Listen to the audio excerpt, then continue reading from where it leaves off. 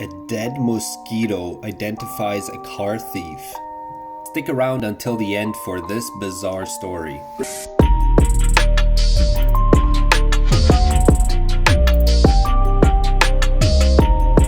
Welcome back to another episode of Today I Learned Thursdays. This is our second episode in the series. If you've missed the first one, you can find it on my channel. Stay up to date and catch all new episodes by subscribing to this channel. Alright, what can we learn today?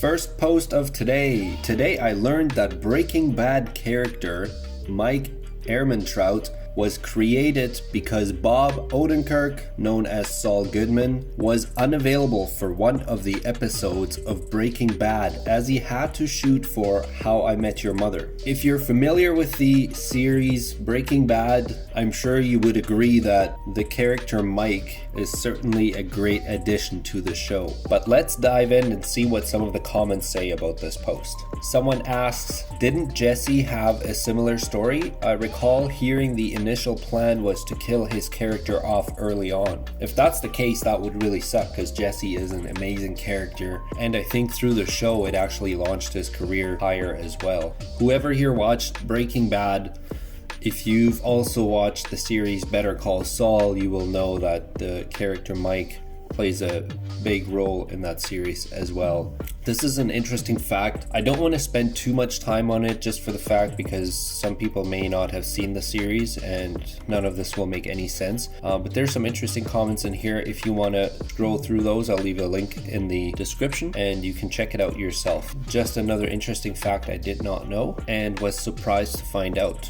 that the character was just created because of a scheduling conflict. Alright, moving on. We are looking at the next post of today, which is, today I learned when a chimpanzee that learns an effective method to crack nuts open is placed into a new group that uses a less effective strategy, it will eventually stop using the superior method just to blend in with the rest of the chimps.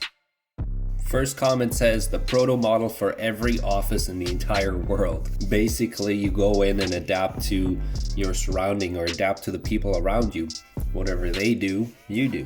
Is it because we don't want to come across as the know-it-all, or do we just want to get warmed up to our colleagues first before we suggest a different way of doing things, even if it's better and smarter and more efficient? Someone in the comments asks, what happens if two chimps know the method and are introduced to a small group that do it the less efficient way? Does the group follow the two?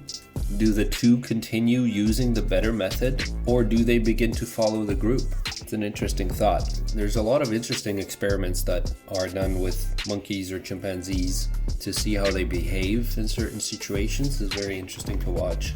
Wouldn't that be a fun job, observing the reactions of chimpanzees?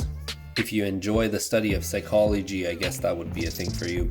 There's a very popular experiment called the Solomon Asch conformity experiment. I'm sure some of you might have seen it on social media, or maybe read about it, or maybe had a discussion on it in a psychology class. But basically it shows how we as humans conform to the most common response of a group when we're placed in a group setting. And in the experiment they would show the group a picture of 3 lines, and each participant had to point out which line is the longest. But if the innocent participant would observe all the other participants, which were actually actors, point out that the wrong line was the longest, even though you can clearly see it's not. In majority of the cases, that the innocent participant would pick the same answer, simply not to stand out from the crowd. It's a very interesting experiment that basically shows that people tend to go along with the crowd, even if they know it's wrong or even if they have a different opinion. They just don't want to appear to stand out. There is a thought-provoking comment here that says, I wonder, what does this mean for a trial by jury? How many cases end with a wrong verdict because of this? If you're in a jury and you're the only one with a different opinion, do you really want to speak up? Do you really want to try to convince everyone else? Or is it easier just to go along with the most popular opinion that everybody else shares? Especially if you just sat through a long trial listening to evidence and witnesses and you just want the whole thing to be over, and now you're the only one that doesn't agree, which means you can't move forward with a verdict. How many cases or how many verdicts could have potentially been flawed like this by considering this experiment that indicates that people tend to go along with the most popular opinion? Again, if you want to see more on this post, I leave a link down in the description below. But let's move on to the next one for today. Today I learned police in Finland believe they have caught a car thief with the help of a dead mosquito they noticed inside an abandoned vehicle. Police saw that the mosquito had recently sucked blood and decided to send the insect for analysis, and the DNA matched the man on the police register. Well, left your DNA trace inside a mosquito that ended up in the car that was stolen. There's a link to an actual news article regarding this. Mosquito blood identifies thief. It looks like this story is from way back in 2008.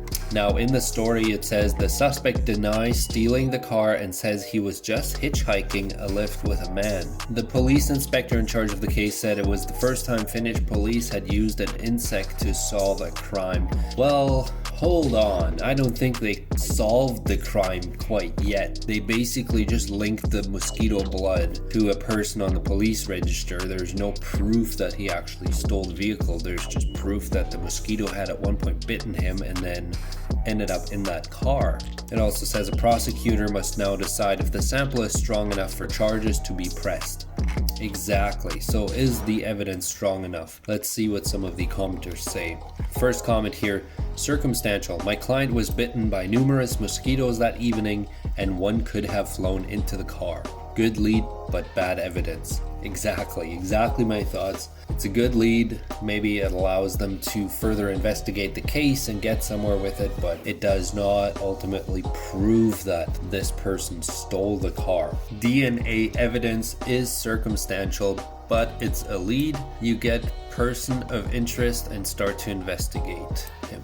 The person could be completely innocent. That's why it's presumed that the person is innocent until proven guilty. You can be convicted on purely circumstantial evidence. At the very least, this is going to bug them during the trial.